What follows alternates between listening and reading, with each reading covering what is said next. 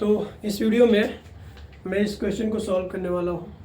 ये कोई question difficult तो नहीं है, बहुत आसान क्वेश्चन है।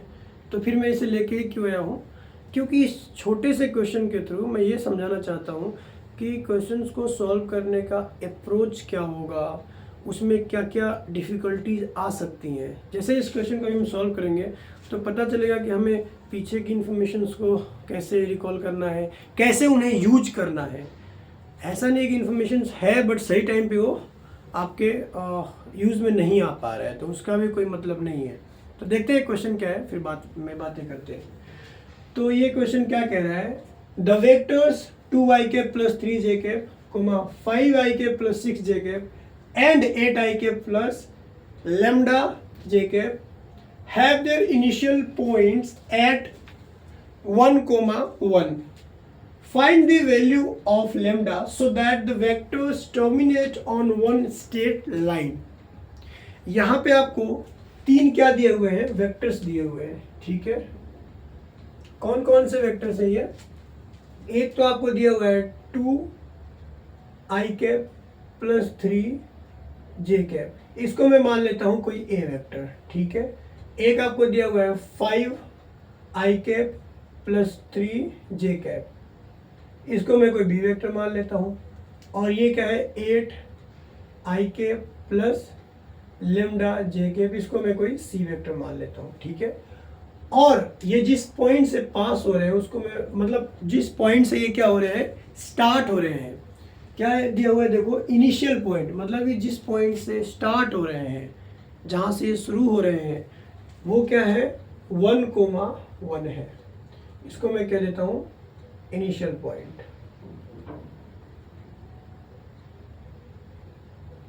अब ध्यान देने वाली बात ये है, जो जो इन्फॉर्मेशन दिया हुआ था मैंने क्या कर लिया, यहाँ पे एनलिस्ट कर लिया। ठीक है, मुझे क्या करना है, इस लेम्डा की वैल्यू निकालनी है। अगर ये तीनों वेक्टर्स टर्मिनेट हो रहे हो एक ही लाइन के ऊपर, तो मुझे लेम्डा की वैल्यू क्या करनी है, निकालनी है।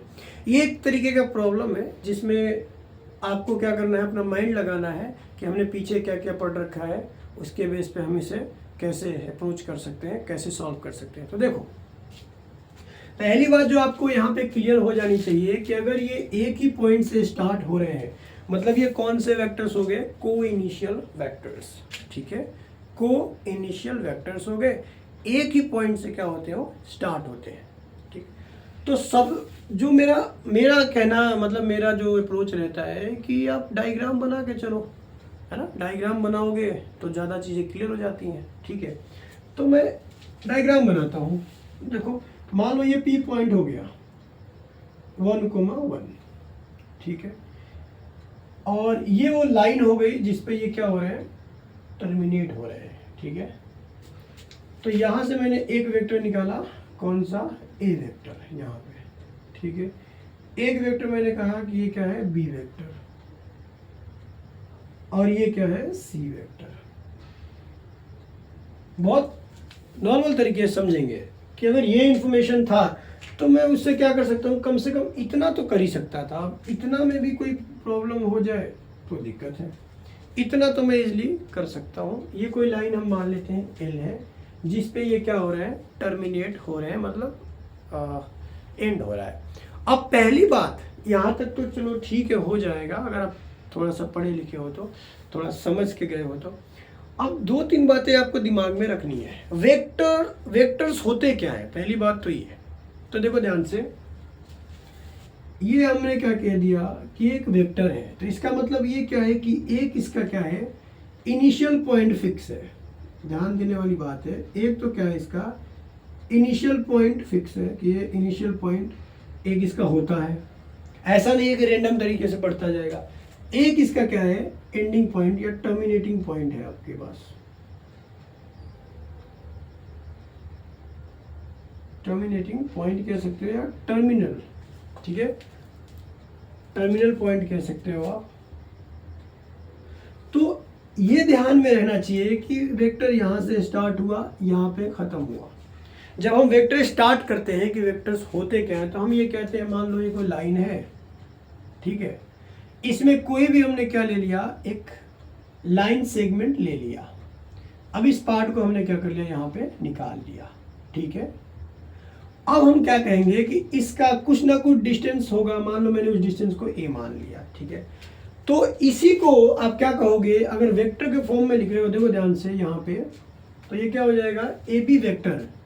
अगर ए से बी की तरफ जा रहे हो तो इसको ए बी वेक्टर लिखोगे, और अगर बी से ए की तरफ आ रहे हो तो क्या लिखोगे, बी ए वेक्टर लिखोगे। मतलब एक तो डायरेक्शन होगा कि यहाँ से यहाँ तक जा रहे हैं, ठीक है। दूसरा इसका मैग्नीट्यूड क्या होगा, वो भी फिक्स होगा। मतलब इतने लाइन सेगमेंट, मतलब ए लेंथ का लाइन सेगमेंट इस लाइन में से हमने क्या लिया, निकाल लिया, और उसी का हमने क्या बना दिया, वेक्टर बना दिया। ये ऐसा क्यों कह रहा हूँ, अभी यहाँ पे पता चलने वाला है। देखो इनिशियल पॉइंट यहाँ पे P हो गया, ठीक है, सभी वेक्टर्स का। अब टर्मिनल पॉइंट की बात करें तो ए वेक्टर के लिए यहाँ पे मैंने टर्मिनल पॉइंट क्या मान लिया, x1, y1। बी वेक्टर के लिए देखो इस लाइन पे ही तो टर्मिनेट हो रहा है ना, बी वेक्टर के लिए मैंने क्या मान लिया, x2, y2। और सी वेक्टर के लिए मैंने क्या मान लिया, x3, y3। कुछ नहीं करना है, अब बस अपना काम करते जाना है। तो वेक्टर निकलता कैसे है भाई, तो ध्यान से देखो, अगर ये वेक्टर निकला होगा तो कैसे निकला होगा, इसको मैं मिटा देता हूँ। ये तो समझ में आ गया होगा, उम्मीद है। अगर मैं ये कह रहा हूं कि ए वेक्टर ये है, ठीक है, क्या है, 2i cap plus 3j cap. तो अब मैं इसके अकॉर्डिंग अगर मैं लिखना चाहूँ डायरेक्शन रेशियो के आप क्या कहते हैं, डायरेक्शन रेशियो के रूप में समझ लो, या इस वेक्टर को अगर मैं निकालना चाहूँ तो ए वेक्टर वापस से मेरे पास क्या आ सकता है, x minus 1 I cap plus y minus 1 J cap. अब ये दोनों वेक्टर क्या है, सेम ही है ना, बस हम क्या कर देंगे, कंपेयर कर देंगे। तो ये क्या हो गया, x minus 1 is equal to 2, मतलब x की जगह क्या आ गया, 3, x1 क्योंकि हम लेके चल रहे हैं, और यहाँ पे क्या आ गया, y minus 1 is equal to 3, so y is equal to 4। That means जो आपके x1, y1 आ गए वो क्या आ गए, 3, 4 आ गए। मतलब ये पॉइंट आपके पास आ गया 3, 4 आ गया, फाइन। अब क्या दे रखा है, बी वेक्टर। तो सिमिलर प्रोसेस हम अप्लाई करेंगे, ये समझाने में टाइम लगता है, वैसे टाइम नहीं लगेगा। तो बी वेक्टर आपके पास क्या दिया हुआ है, 5i cap plus 6j cap. फिर से 2 पॉइंट दिए हुए हैं तो हम वेक्टर निकाल सकते हैं, क्या हो जाएगा, x2 minus 1 I cap plus y2 minus 1 J cap. और ये इनको हम क्या कर देंगे, कंपेयर कर देंगे, क्योंकि सेम वेक्टर ना, इक्वल वेक्टर है। ये क्या हो गया, 5 is equal to x2 minus 1, so x2 is equal to 6। यहाँ से देखो y2 minus 1 is equal to 6, so y2 is equal to 7। मतलब हमारे पास ये भी पॉइंट आ गया, क्या आ गया, 6, 7 आ गया। x3 भी निकाल ही लो, ठीक है, ताकि चीज़ें और थोड़ी सी क्लियर हो जाए। तो यहाँ पे मैंने क्या बोला, सी वेक्टर हमें क्या दिया हुआ है, 8i कैप प्लस लेमडा जे कैप। अब वापस 2 पॉइंट दिए हुए हैं तो निकाल लो। तो ये क्या हो गया, x3 minus 1 I cap plus y3 minus 1 J cap. Compare कर दो तो x3 minus 1 is equal to 8, so x3 is equal to 9, y3 minus 1 is equal to lambda, so y3 is equal to what, lambda plus 1। मतलब ये point हमें क्या मिल गया, 9, lambda plus 1। इतना तक तो बेसिक अगर पता है तो आप पहुंच जाते हो। और इसके बाद अगर आपको क्या है पता, भाई 2 पॉइंट मिल गया लाइन के ऊपर, तो क्या मैं इस लाइन का इक्वेशन नहीं निकाल सकता हूँ, निकाल सकता हूँ। तो जो लाइन एल है, ठीक है, लाइन एल है, इसको अगर मैं लिखना चाहूँ तो पॉइंट देख लो वहाँ पे क्या हो जाएगा, अरे यही तो पॉइंट है ना, एक तो 6 मान लो और एक 7 मान लो, और एक पॉइंट क्या है आपके पास 3 और 4 मान लो। तो अब इससे जाने वाले, इन दोनों पॉइंट से जाने वाले जो लाइन होगा उसका इक्वेशन क्या होगा, ये देखते हैं। y minus y1 is equal to y2 4 minus y1 upon x2 3 minus x1 6, और ये मल्टीप्लाई क्या होगा x माइनस 6 से, तो ये क्या हो गया y minus 7 is equal to minus 3 upon minus 3 and x minus 6, तो ये तो क्या हो गया -1, सो इसको आगे और क्या लिख सकते हैं y minus 7 is equal to, ये तो क्या हो गया 1 हो गया ना, तो ये x माइनस 6, मतलब आप ये कह सकते हो कि x माइनस वाई, और इधर आएगा ये प्लस का और ये माइनस का, तो यहाँ पे क्या हो जाएगा +1 इज इक्वल टू 0। ये क्या आ गया लाइन का इक्वेशन आ गया, मतलब इस लाइन का अगर मैं इक्वेशन देखूँ तो ये क्या आ गया x minus Y plus 1 is equal to 0 आया। अब इसी के ऊपर तो क्या है ये पॉइंट है ना, तो बस उसको सेटिस्फाई करवा दो, लेमडा की वैल्यू आ जाएगी। तो अब क्या करोगे देखो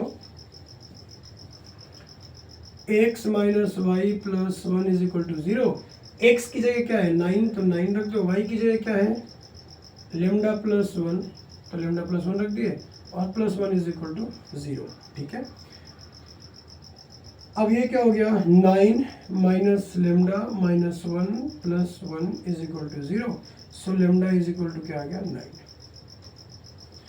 अब मुझे तो नहीं लग रहा है कि ये क्वेश्चन डिफिकल्ट है, ऐसा है कुछ नहीं है, बट हाँ मैथ्स आपको बहुत सारी चीज़ें सिखा देती है कि प्रॉब्लम आया उसे सॉल्व कैसे किए, कितनी प्रीवियस इन्फॉर्मेशंस को आपने यूज किया, कैसे यूज किया, ये सारी बातें। अगर कहीं पर भी आपको अगर डाउट है ना, कहीं पर भी आपको कुछ भी अगर प्रॉब्लम आ रहा है ना, तो उसको पहले क्या करो पूछो, सॉल्व करो, क्योंकि इतने सारी चीज़ों को आप लेके वहाँ पे जाओगे, अगर कोई भी चीज़ अगर क्लिक नहीं किया माइंड में तो अल्टीमेटली क्या होगा आपका नुकसान होगा। और आज तो इंटरेस्टिंग बात ये हुआ कि कोई बच्चा था, वो आया मेरे पास, कहा कि उसकी कोई बहन है, मतलब कज़न सिस्टर कह सकते हो, कज़न है, उसके पिताजी उसको बेसिक मैथ्स न दिला के स्टैंडर्ड मैथ्स दिलाने के लिए बोले थे, तो वो रोने लग गई, हाँ ऐसे करने लग गई। तो स्टैंडर्ड मैथ्स को लेके इतना बड़ा लोगों में फोबिया क्रिएट हो गया है, बच्चों में स्पेशली, कि क्या बताएं। और इसका रीज़न सिंपली यही है कि टीचर्स केवल अगर पैसे के लिए काम करेंगे, बच्चों में इंटरेस्ट डेवलप नहीं करेंगे, तो ऐसा ही होगा। और एक ही तो सब्जेक्ट है, अगर मैं फिजिक्स को कुछ मतलब साइंस भी होता है, साइंस में भी माइंड तो लगाना ही पड़ता है, और ठीक ठाक माइंड यूज करना पड़ता है, लॉजिकल माइंड यूज करना पड़ता है। बट वैसे में देखो तो एक या दो ही सब्जेक्ट तो है जिसमें आपको थोड़ी माइंड यूज करनी पड़ती है। अगर उससे ही भागने लग गए तो फिर क्या कम्पीट करोगे वर्ल्ड में जाके, इंटरनेशनल लेवल पे जाके आप किस चीज़ में कम्पीट करोगे।